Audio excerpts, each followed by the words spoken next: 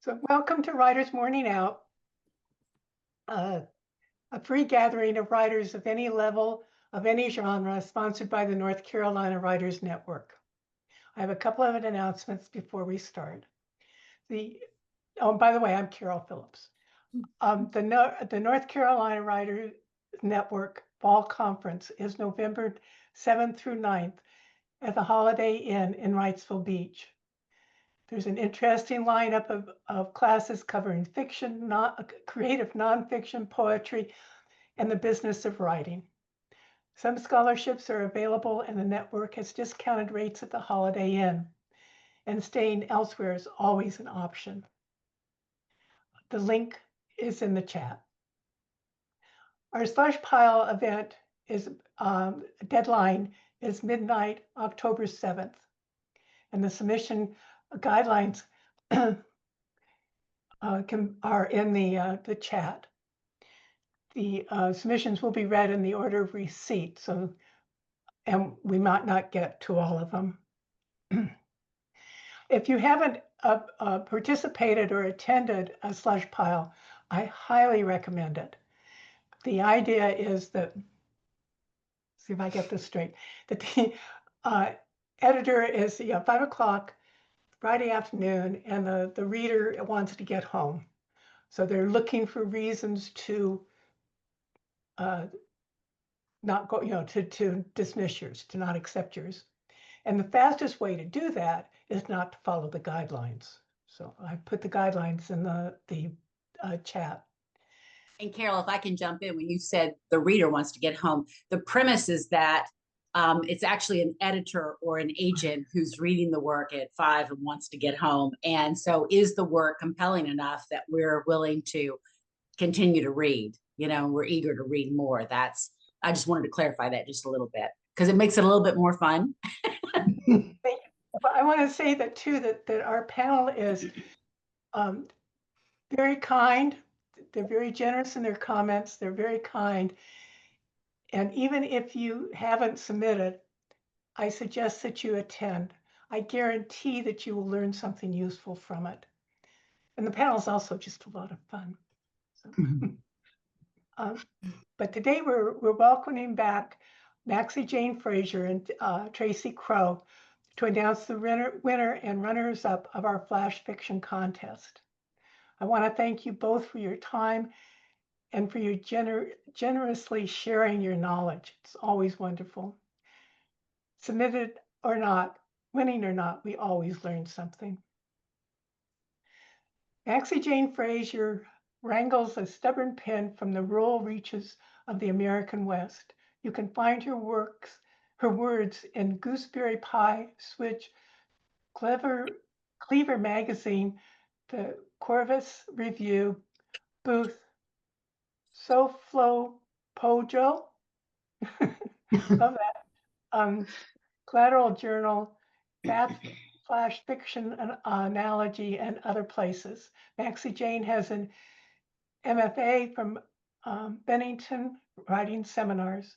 She founded Mighty Mule Editing. You can follow her on Blue Sky at Jaxie Maine. You don't have to read all those. I'll put it in the chat. Thanks. She's also on Threads and Facebook, and she has a website. I'll put all of that in the chat. Thank you.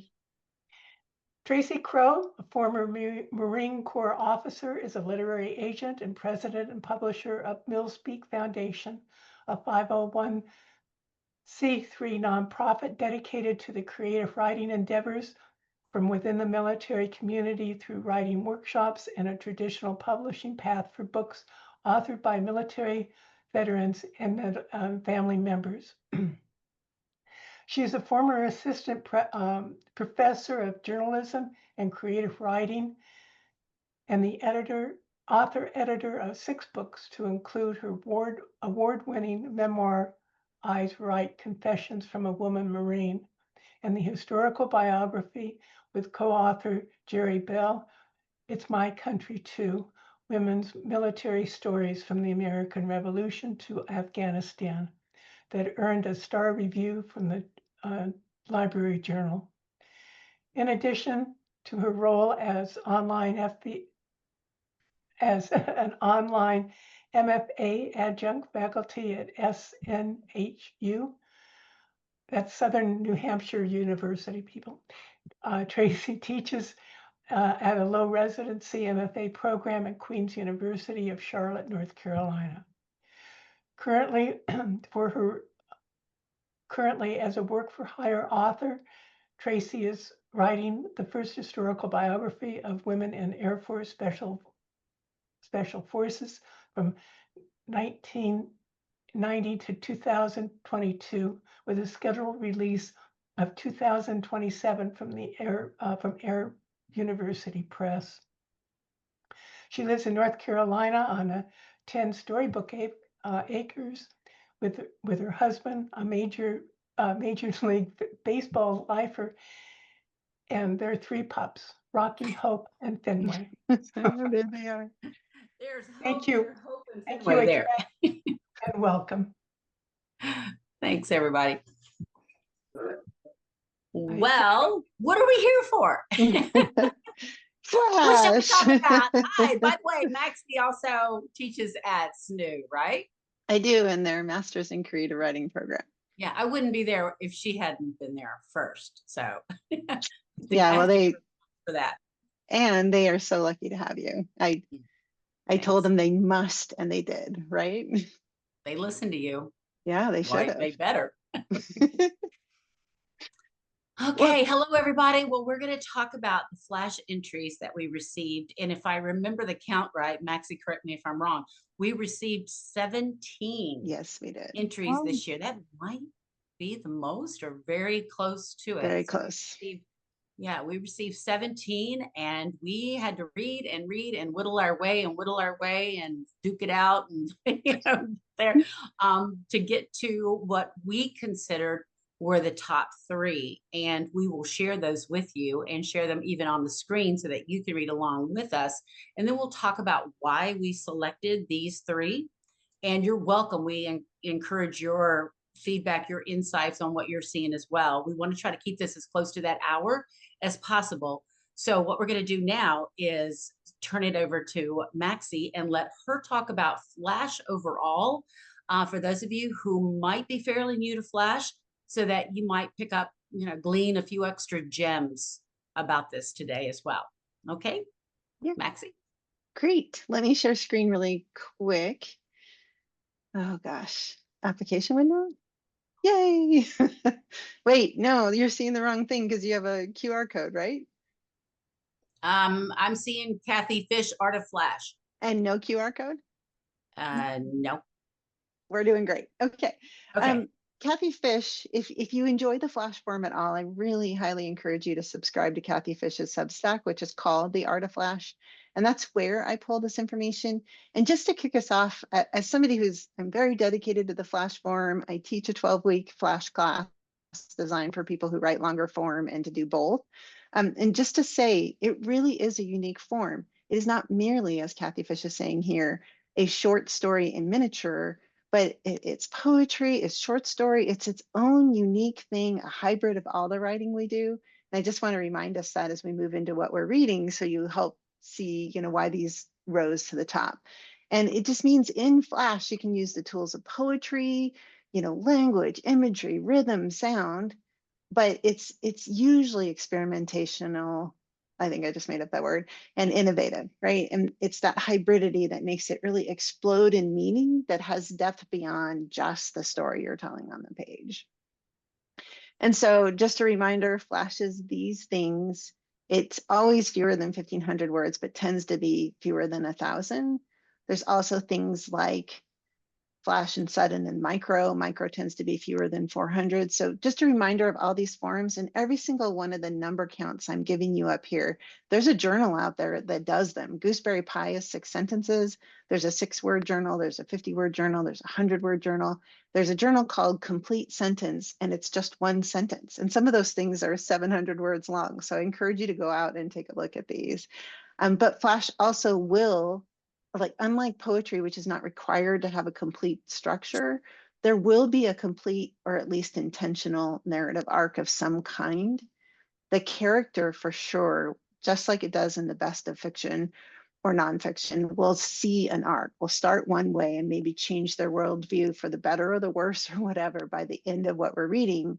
And then it will have all the elements of fiction. So finally, some of the things we were looking for in the contest that we're about to read the pieces from, you can start in medias res, which means right in the middle of action. That's a great way to, no matter what, hook us from the start. Flash is looking for you to grab us right in because you can't waste a word. And then it should again have some kind of intention to its structure. And I write it this way because sure, most of the time we're writing a flash that has a beginning, a middle, and an end, but also, that you could be doing a hermit crab flash where you're placing your story idea on top of another form, like using the form of a recipe to tell a story. And that may not have as clear of a narrative structure as traditional one, but it'll still be intentional. If you are trying to really engage your readers in any form of writing, you'll use action, you'll go to the body, you'll have dialogue between people. And the last two things that you'll have in there is interiority and reflection, because it's the action and the dialogue that really help you show more than tell, which we hear about all the time, but these are the ways to get there. And for Flash, that end isn't the end. You want to just have that, perfection. It's going to keep rolling in your readers' heads. And the best Flash means that the reader doesn't stop reading when the words are over, but that thing keeps mulling over in their mind. What happened? What does it mean? And keeps us thinking about it.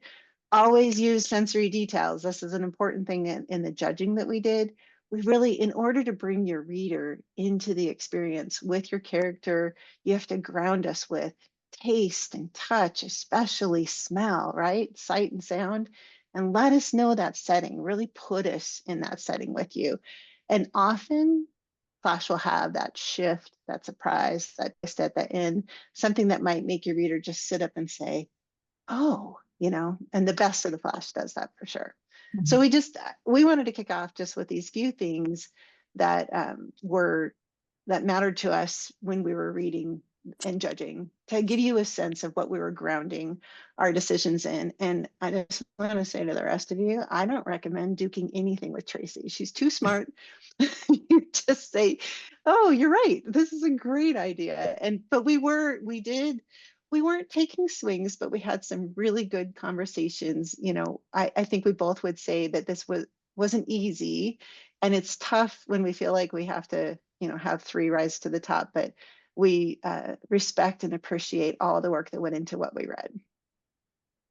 And I'll just jump in on and say that oftentimes when we're looking at our top three, even when we finally whittled it down to the top three, we could look at these and we could make an argument for any one of them, moving its way to number one, if we want to focus on such and such that's going really well within that piece, as opposed to maybe it not going quite as well in another piece, but yet the other piece has got something very imaginative going on and risk-taking.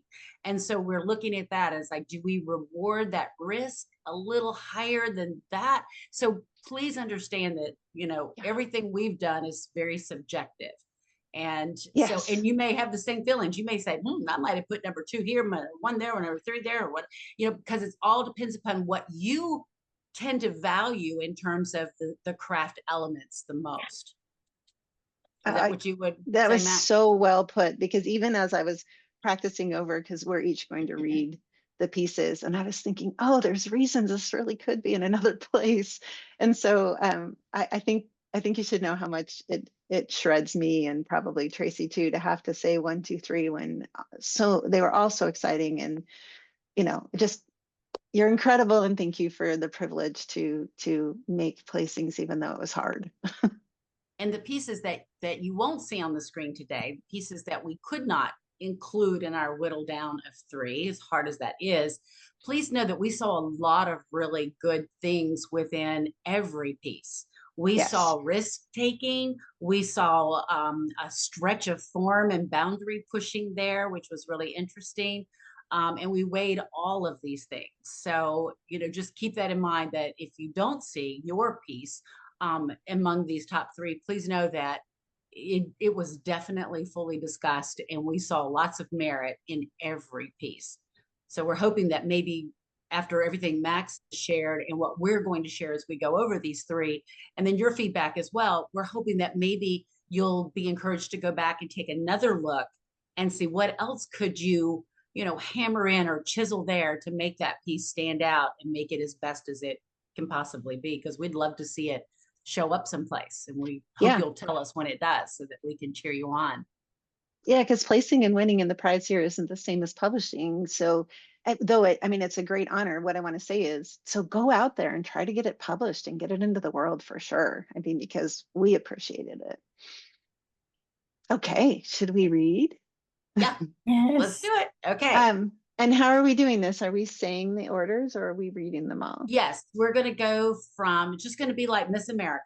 We're going to start with the third runner-up, and then we'll go to the second runner-up, and then we'll go to our top winner. Okay. So are you I will share screen. Yep. Okay. So it should be the third runner-up that pops up. Okay, wait, screen one is the best way to do that, right? Yeah. What are you seeing? Are you seeing a beautiful sunrise? Yes, I'm seeing Annie. Oh, good, because all I see is your faces and a sunrise. So I'm going to be looking this way because, all right, just move my camera. That'll Annie is our third runner-up.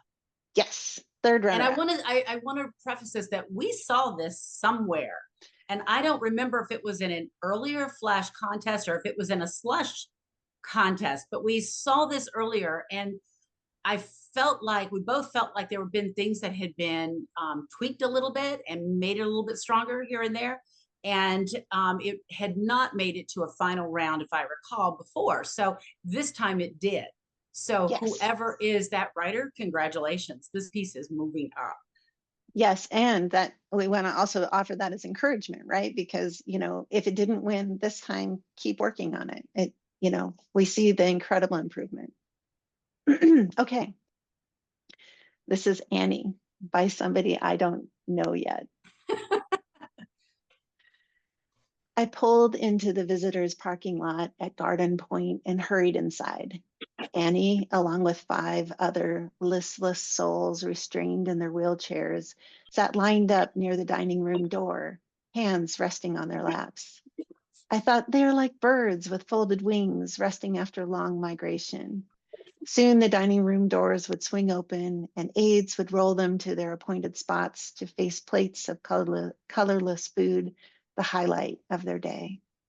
As I walked along, Annie caught my hand and said, "Would you sing Jesus Loves Me?" I had come to spend lunchtime with my mother and felt a little rushed, but I took Annie's hand and sang, "Jesus loves me, this I know, for the Bible tells me so."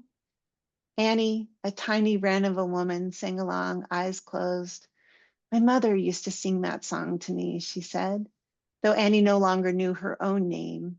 That old Sunday school song lingered in her memory. She used to sew school clothes for me so I would look pretty. I smiled. "I'll bet you did look pretty." She smiled back and said, "Will you take me home? I want to see my mother." "I can't do that, Annie." "Well, then, could you call my father and tell him to come get me? Tell him I'm tired and I want to come home." "I can do that for you," I said. Fighting back tears, I held Annie's hand, looked up and prayed, "Heavenly Father, please come and get Annie. She's homesick." Yay, congratulations. Yeah. Do you want to unshare for a second so that we can see everybody as we talk about some of this, or maybe we need to keep it up? I'm not sure. Does anyone is anyone the author of this who's with us today? Because I know not everybody can always mute. So nobody's here today to claim authorship of this. Oh, bummer. Okay. Oh, yeah.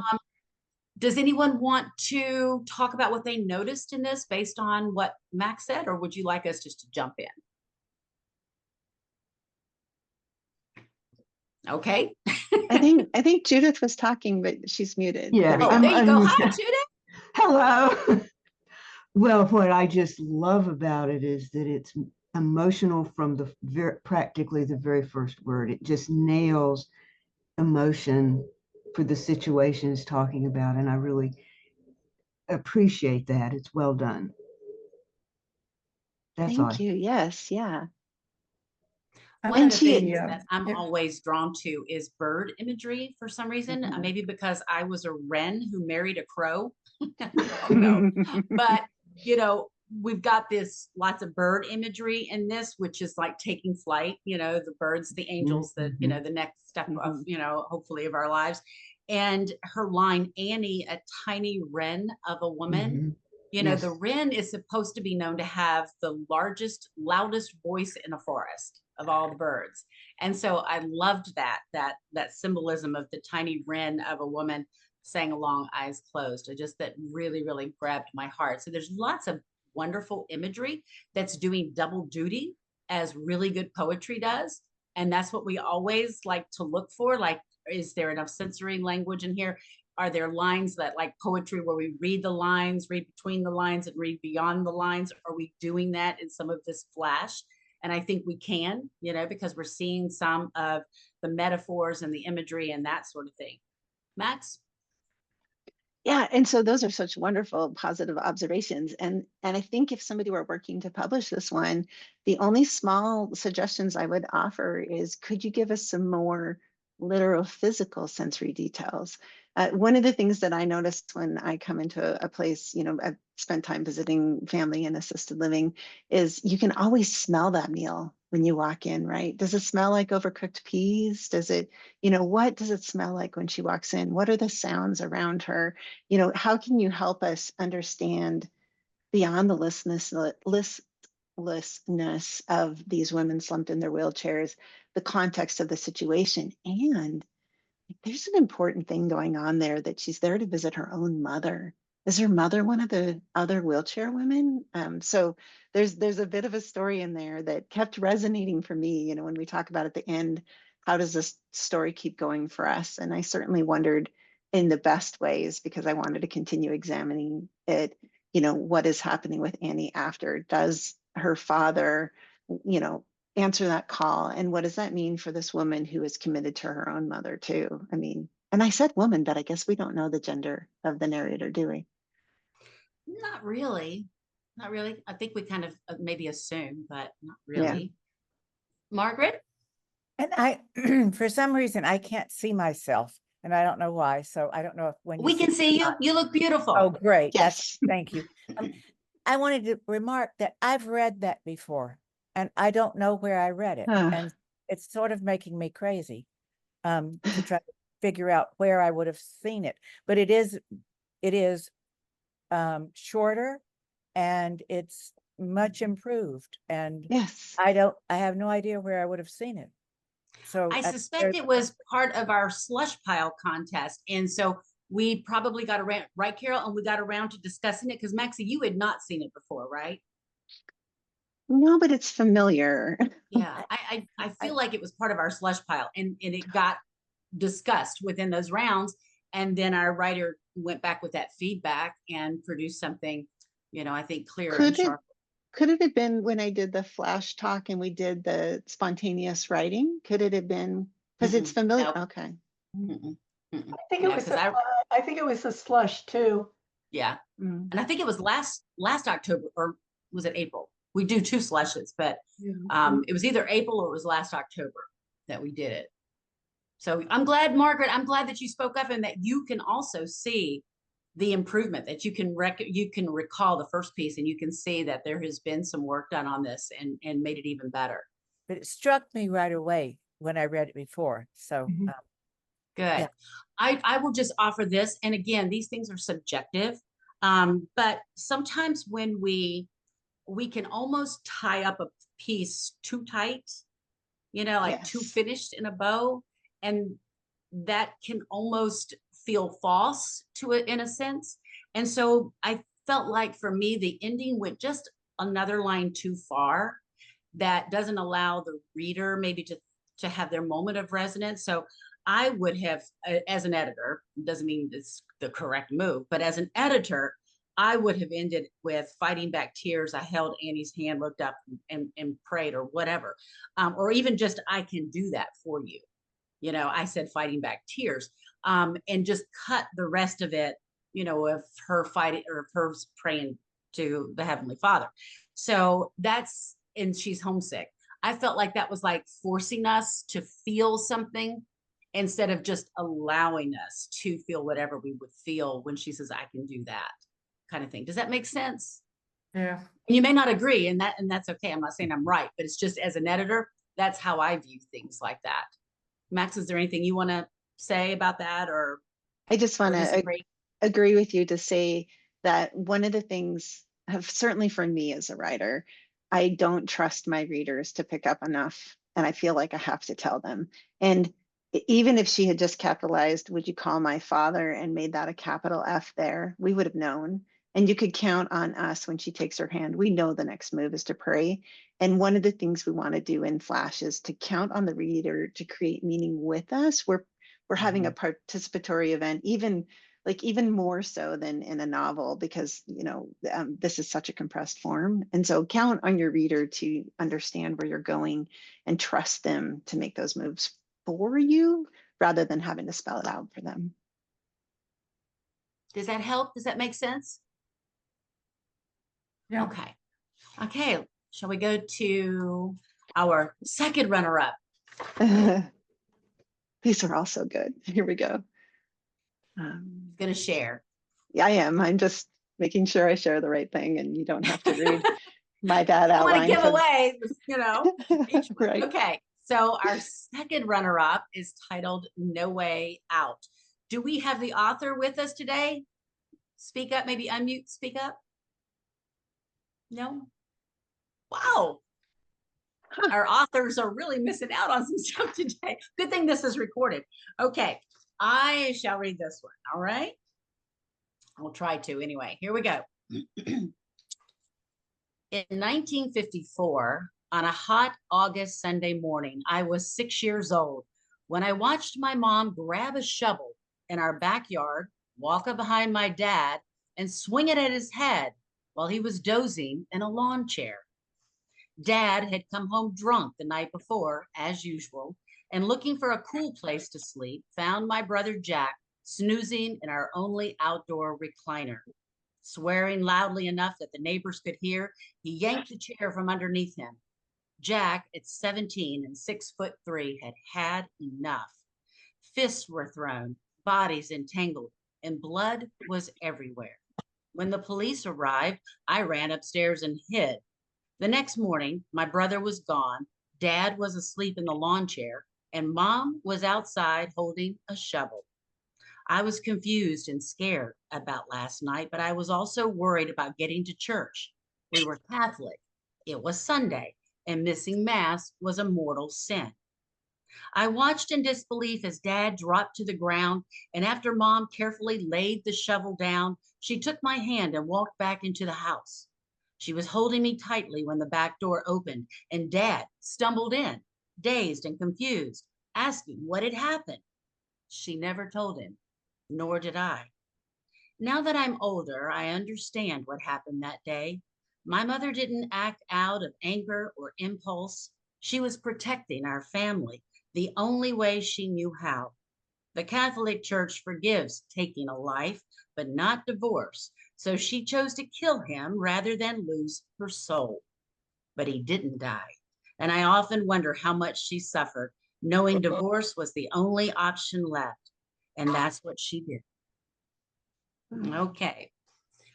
So we don't have the author here. Nobody wants to. Wait. Tom, is that you? I'm sorry, I lost you somewhere and I couldn't get off my speaker. Is that Is you? this yours? Yes. Oh, yay. Well done, Yes, you. way to go. What a story. Wow. Yeah. Didn't you guys find that gripping? Yeah. Golly, that was amazing. Okay, so talking about the things that we admired and that we really liked, we liked how this really gives us an encapsulated scene, and lots of imagery behind it. We'll go over a couple of suggestions, Tom, to help you make it even better, but there's an awful lot of richness going on here that we really, really wanted to applaud. Max? Yeah. And so I wanted to kick off with how exciting the hook was. And I think in flash fiction, possibly the hook is the most important thing. And when you think of the slush pile event that you have, flash is like one big slush pile event because they're so short. People, if they're not grabbed in the first sentence or two, they're just going to scroll on to the next piece, or the editor's not going to pick it. And I want to know, I watch my mom grab a shovel and swing it at his head. We don't know if he dies. We don't know why she's doing it. And I am ready to keep reading and find out. And so then, of course, we keep reading and find out. But the hook is the first thing in this piece that gets us going. And I have it over on the screen, sorry. When we follow through with the story, Dad had come home drunk. He's knocking the kid on the ground, but the kid is too big to put up with it.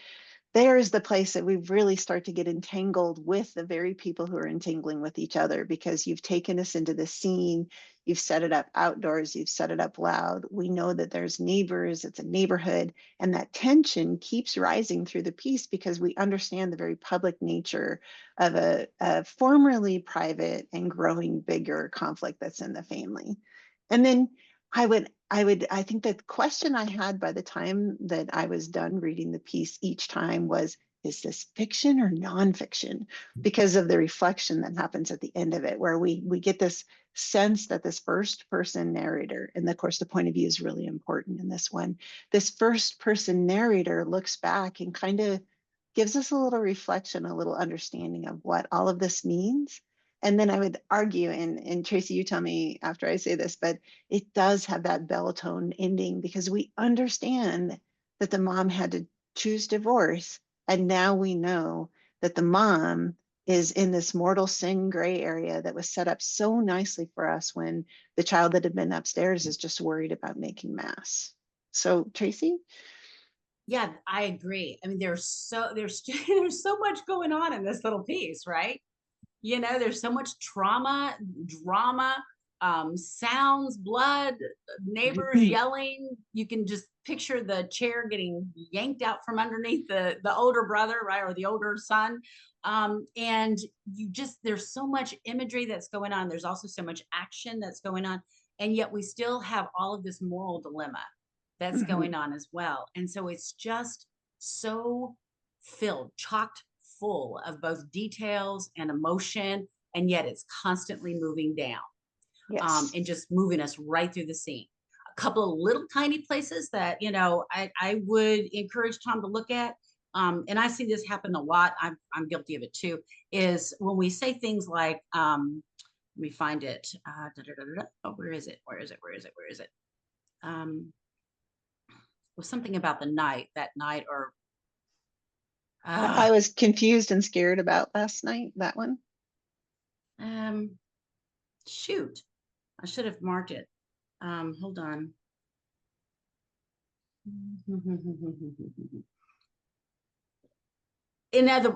I'll find it, Tom, and I'll send it to you because I'm looking at everything and it's just not jumping out at me for some reason. I should have circled it right then. I just didn't think I would forget.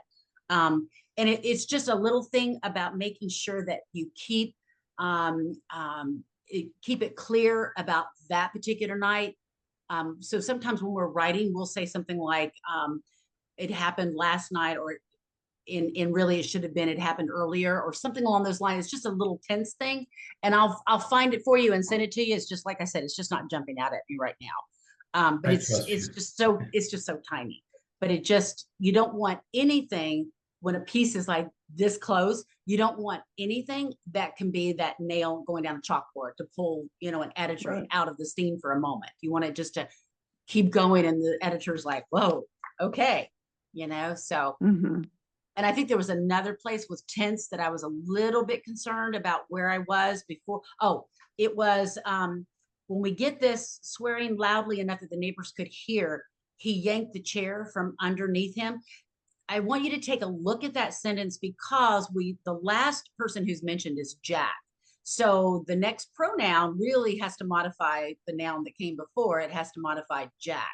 So that needs to be a little bit clear, swearing loudly enough to, Dad yanked the chair from underneath Jack. So just make that a little bit clear, because that could be, confused for a second there, making it seem as if it's referring to Jack as opposed to Dad. Does that make sense? Yes.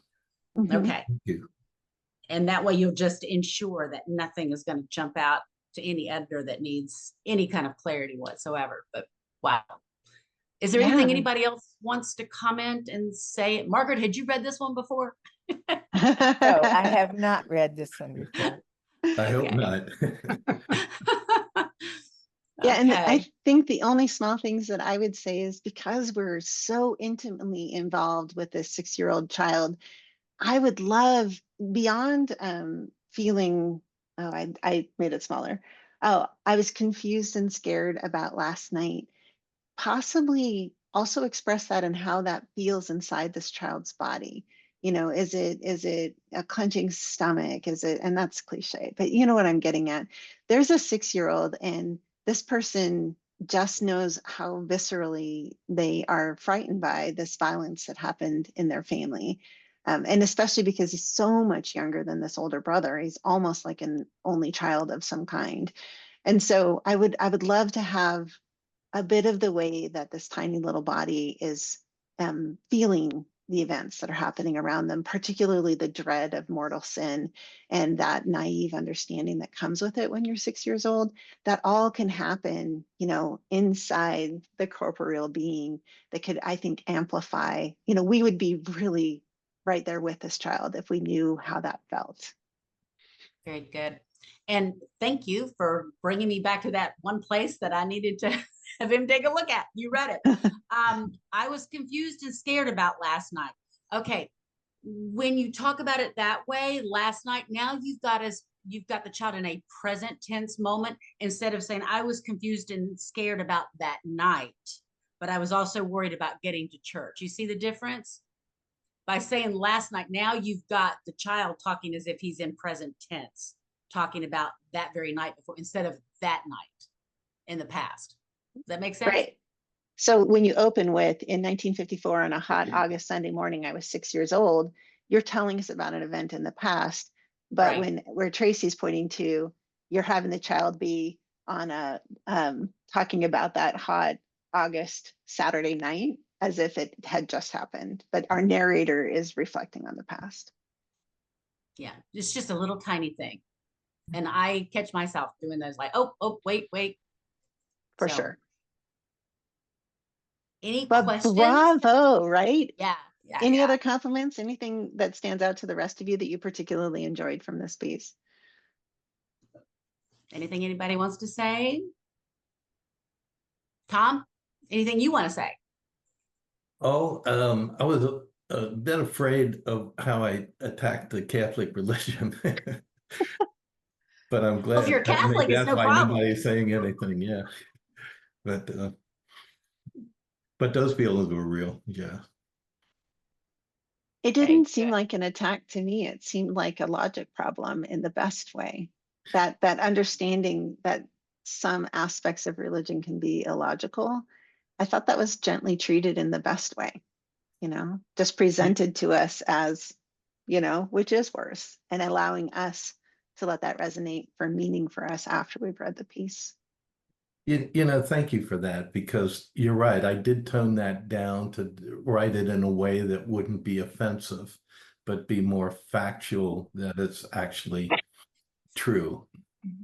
But thank you for saying that. Mm-hmm.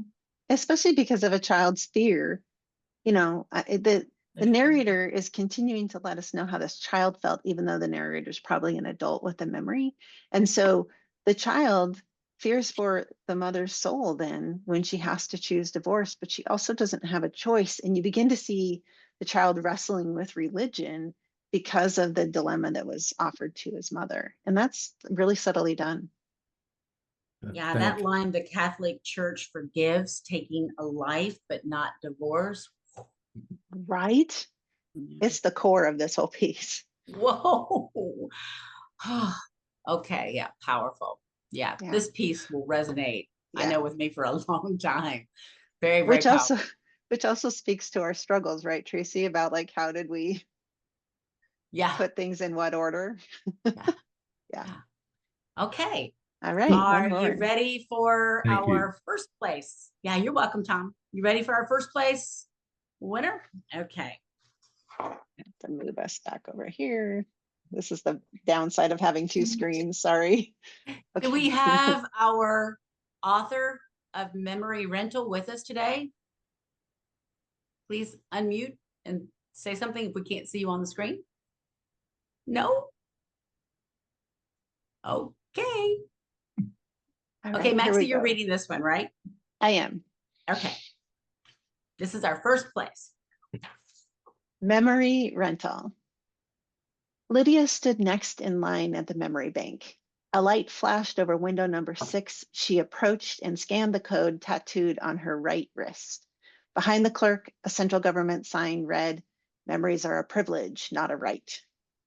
"Your life is set to expire this Tuesday," the clerk said. "Would you like to use the remainder of your account balance?" Lydia nodded. "I see you are married, but your husband's life expired 39 years ago." A sharp grief stabbed at her heart, though she couldn't remember a husband. "I'll take whatever I can get with what's left on my account." The clerk scrolled through his screen. "Your file is flagged for nostalgia taxation, and emotional authenticity requires a level 2 permit." Lydia scanned the code on her left wrist. The clerk rotated the monitor toward her. "Your permit has cleared. Please select the memory you'd like to access." I'm scrolling, hold on. She pressed the button marked "Falling in Love." The ache in her chest told her she must have been deeply in love once, and a yearning pulsed through her body. She thought of the junkies on the street who wasted their balances on cheap drugs, chasing memories instead of going through the memory bank. The drugs never worked, but once the longing took hold, you couldn't stop. "Booth number 11 is open. You may access your memory there." Inside the booth, Lydia pulled the curtain closed, put on the VR headset, and pressed play. Edward wrapped his arms around her and kissed her. "You are the love of my life," he said. She inhaled the sandalwood musk of his neck. Warmth spread through her body and tears pooled inside the headset. Black. The system reply, "Insufficient balance." Oh. Whoa. Okay. What did you think of that one? Any comments? Just Different, wow. right? Just Yeah. wow. Awesome. Yeah, it's surprising. It's a total surprise. Yeah. Okay. And I love Catherine? science. I love science fiction. And I thought this was a great flash science fiction. And it does leave you thinking because, you know, how close or far are we to or from that very thing that's described here? Yeah. Memories are a privilege, not a right. That grabbed me. We can watch it. Ooh. Okay. Sandra, Well, did you want to say something? Oh, I just think it was very well done and very compelling and very creative indeed. One of the things I asked when we get so excited about this, because you know, I felt so compelled by all 3 of these, but can you point a finger to any of the memories you have of what you heard, read, or saw on the page that stood out to you that evoked an emotion in you? Can you remember what made you go, "Oh no," or "Oh, what a great idea," or you know, the surprise that emerged for you? And one of the ways I point this to the writing group that I run at my local library is, now that the words aren't in front of you, which ones could you repeat back to me? Like, not the specific words, but what happened? Yeah, interesting. Louise? Yeah, Louise? Hey, yeah, I think the second story was the most visually strong of the 3.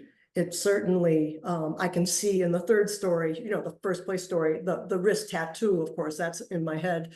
And it's reference to Holocaust and all of that. You can make a historical connection to a wrist with a tattoo number on it. But the second story, so Tom, your story is very visual. And I think that just, you know, I only heard it once. It's not in front of me. It was basically read out loud.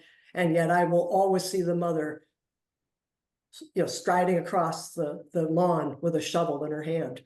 And that child will never lose sight of that either. And I think that was a very strong point that, you know, this obviously an adult is writing a story based on a memory from childhood. And maybe that's all been kind of warped by time. We don't even know. But that child, that person has never forgotten the mother striding across the lawn with a shovel, and neither will I. So very, very powerful. Yeah. Good. Good. One of the things that we talked about with memory rental was the uniqueness of the story. It's a little different. Anytime you see science fiction in Flash, I don't see a lot of science fiction or spec fiction in Flash. And I think part of that is because writing science fiction and speculative fiction often requires so much world building that you don't have the space for it in a Flash. You know, it's kind of hard to do that that requires some sort of world building and all those details and feelings in order to make it work as a Flash to hit all of those points. And so what this piece does really well is it doesn't seem to even worry or care about, we got to build a world. We've got a scene here. We're going to give you just the right amount of details where you're going to realize this is speculative science fiction, and yet there are going to be some things that are going to relate, like the tattoo.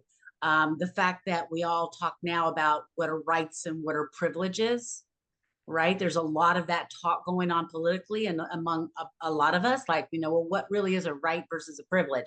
And where do our rights or where do our privileges come from?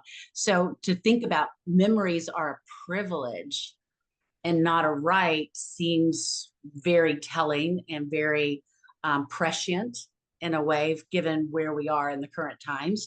And there's just enough of that detail with the clerk. I thought the clerk plays this really cool role in this piece because secondary character, and yet felt so real, you know, like turns the monitor, like, well, you know, taxation and that sort of thing, and yet plays this secondary role and yet gives us so much richness with the way he interacts with Lydia. You know, the clerk rotated the monitor toward your permit is cleared, select the memory, you know, just these little tiny pieces. There's lots of white space in this because there's a lot more dialogue with the interchange of conversation that's going back and forth. So there's lots of white space. And I think why that appeals is because with speculative fiction or science fiction, we're looking for that space. You know, that's part of what makes that genre kind of feel like it works, is to have a little bit more of that space so that you're thinking and feeling between each line. So, yeah. Louise? Oh, yeah, I was just going to say, and commenting about that white space, it makes it very poetic for one thing, but also it strips away the world that we are looking at. So it puts us in an otherworldly place, and it removes us from our time frame right now by leaving all that white space around us. It's really done. In doing that, this writer, I thought, did that so masterfully because, like I said, the writer doesn't get us all bogged down with like, I've got to build this world for you, but I'm going to strip away your world. Yeah. I mean, that was really masterfully done. I'm going to not bother about building this whole world for you and where we are, but I'm going to strip your world away at the same time. And that really requires some skill there to know how to parse those right details out just so. Thanks, Louise. Max? Yeah, and actually what I would add to what you're saying, Tracy, is despite barely giving us this world is rich to us. And I would encourage anybody who's a long form writer to see how rich of world building can happen in, I want to guess that this is about 350 words. I didn't check, because all you need is the just right brushstroke. You know, we have the capitalized government sign, so we know the central government. So we know the name of the government. We know that memories are a privilege. There's accounts, there's computers, and then this detail. This piece couldn't do it if you didn't have the junkies on the street who wasted their balances on cheap drugs.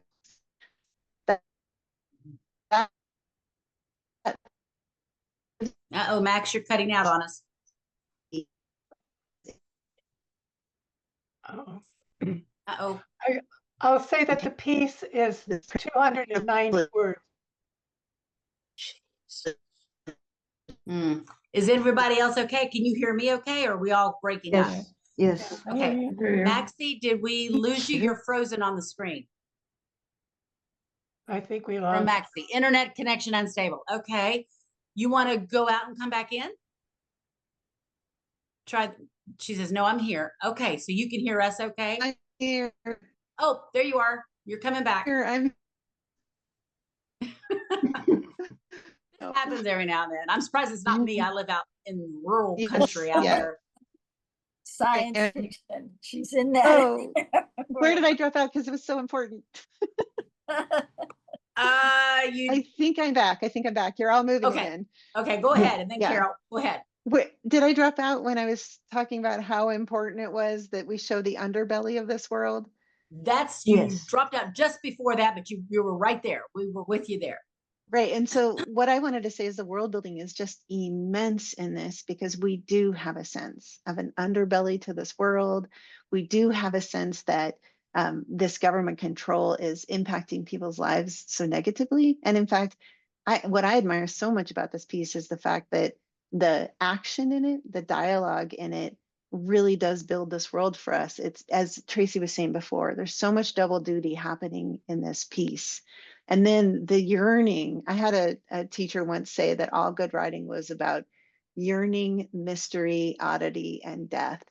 And all of these exist. You know, Tracy, it's Donald Anderson. All of these exist in this piece in the strongest forms, and yet it's 290 words. Did you say, Carol? Mm-hmm. Yeah. Yeah. So imagine what you can accomplish in so few words.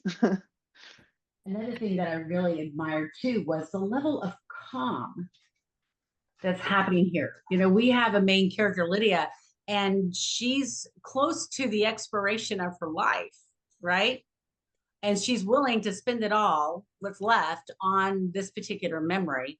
And there's just like this level of calm. There isn't this frantic panic, you know, whatever. It's just this calm.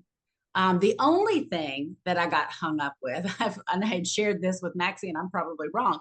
The only thing I got hung up with was that I feel like this is close third point of view, not omniscient. I feel like it's close third. And so who's telling us the story when it goes black? You see what I mean? There's that final line or so. And so if it's close third all the way through, then who is the narrator telling us black? Then the system reply insufficient balance. So that's my only thing. And I think that could be tweaked somehow in an effort to show us a little bit more of an omniscient narration so that we don't have that question like, well, if she's gone, then who's the narrator now? Who's looking over her shoulder and sees that? Right. And for me, I was simply reading it as here in these last moments, the days before she was passing away, it was her screen that went black. She ran out of funds to keep the memories, but it's not her life that's gone yet. I took it was her life. Yeah. Oh, well, that's better. But that's just, I mean, and this is to say, this is what happens with Flash. And, you know, we've talked before here about how we all bring our own contingent reality to what we're reading. And so what's so fun is we can't control how people read our work. And in this one, we had two different experiences, and I think they're both valid. You know, that could have been the moment her life ended.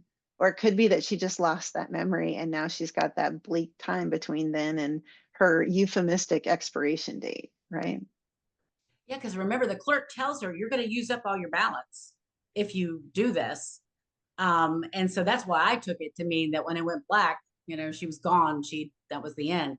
But yeah, I mean, you know, I thought it was just her balance to buy memories, but what a great idea. Oh my God. I love this stuff. I love reading and analyzing and thinking it all the way through. Yeah. And I love the details of that about her inhaling the sandalwood musk. Right. His neck, and the tears pooling in the headset. So those physical details are probably what bumped this the farthest up, I think, for us, because we were right there beside the narrator. That and the, you know, the overall originality, something fresh, something different. Not that all three were fresh and different, but I mean, this just kind of took it like a little edge. That's why I said in the beginning, sometimes it's very subjective and it's very hard. And we're like, do we give this little piece that little extra edge because it was a little different. And so, it's tough for us sometimes. So, And it almost feels like we were maybe comparing potentially nonfiction to fiction. And even that is tougher. Fiction sometimes has an edge because of the things we get to do that aren't real to our lives, right? Okay, so any Linda? other comments? Yeah. So Linda, did you have a comment? No, I just, I love that last story. I mean, I liked all the stories, but that last story is a real powerhouse. I mean, less than 300 words. I was really wowed. Yeah, I mean, it forces you to kind of think on so many different levels, a personal level, on a political level, on an environmental, cultural level with the junkies, the druggists. I mean, it's so much is going on in this 290 words. Yeah. Right. Thank you. And the author is not here. Bummer. Oh. But I do want to say, I know we're closing in on the hour, and I wanted every year you all invite me back, and it's such a privilege. I just want to thank you for including me in reading your creativity. I live across the country from you, and I'm so jealous of this network. I love your writing group that you have here. It's incredible. We're so Thank appreciative you. to you. Thank you. We You're always welcome to love join having us you. anytime. Yeah. Thanks. Yeah, definitely. And Thanks, with that, Max. just join us, as a participant. I know I really should. I run something on Saturday mornings that conflicts with your times. That's the biggest reason I don't come. That's right. Yeah. And I'd like to say that for some reason, I can't put your information in chat. And I don't know whether all of the information I put about the it's there. You see it? Okay. I don't see it. I see your information about the conference in there, no problem. Right, and the submission guidelines? Yes, they are there. Mm-hmm. Okay, for some reason, I can't, I can't see it either. Yeah, no, I can't put it in. So I will say that if you look at the email that Penny sent out the 1st of September, has MaxieJane's information in it. Yeah, and I just popped it in as well if you need to grab it here. But thank you. If you just go to MaxieJaneFrazier.com, I do have a website, and it's got anything you'd want to see, and I'd love to see you over there, because darn it, if I spend the time making a website, I'd love to have people see it. Well, it's really great to see everybody. I guess we are at our 2:00 hour. Thank you. Congratulations to Tom. Way to go, Tom. And keep working on, keep tweaking just a little bit here and there, and get that sucker out there. And let's get it published. And Brevity is one journal that does all nonfiction, but also look at River Teeth, Beautiful Things. And Beautiful Things is micro, 300 words or less. You're at 290 right now, or 292, I think you were. Those are two places. Read what they have as you're editing your work, because that's a great way to fine tune your work to be the best it can be and see how well it fits into those journals. And both of those are incredibly noteworthy publication credits. Yeah, really hard to get into. Really hard to get into. Right. But try. You should try. Yes. Yes. Because of that profound philosophical question that you were bringing up. Would you repeat those? You said Brevity, River Teeth, oh, yeah. and Beautiful I'll Things? put them in the chat really quick. Okay, it's Brevity, but River Teeth, you're looking for the part of River Teeth that's called Beautiful Things. Mm-hmm. So it's a portion of that journal, and that it's nonfiction and Beautiful Things, and it's micro-sized. And they are like the two top tier nonfiction places to submit, micro to. So I regularly, I have yet to successfully publish with them. So please beat me to it. I would love to see you there. Okay, everyone. Well, we hope you enjoyed this. And for those who can make it, I will see you on the last Tuesday of this month And I have no idea what we'll be talking about yet, but it will be an element of craft. And if you would like to suggest an element of craft, just shoot me an email, tracy@tracycrow.com. But for those of you who can join us, it'll be the last Tuesday on Zoom at 7, and Penny will send the link out to everybody. Right. And it will be the last one of the year, right? No, No, we have October. Yeah. October will be. Again, Tracy and MaxieJane, thank you so very much. Yes, thank you, Tracy. Yeah. And And thank you, your MaxieJane. Thanks, Really it's such a fun. privilege. Yeah, Thank you. it was wonderful. It was fun to be with you guys. Thanks to everyone. Thanks, Okay. everyone. Okay. Bye.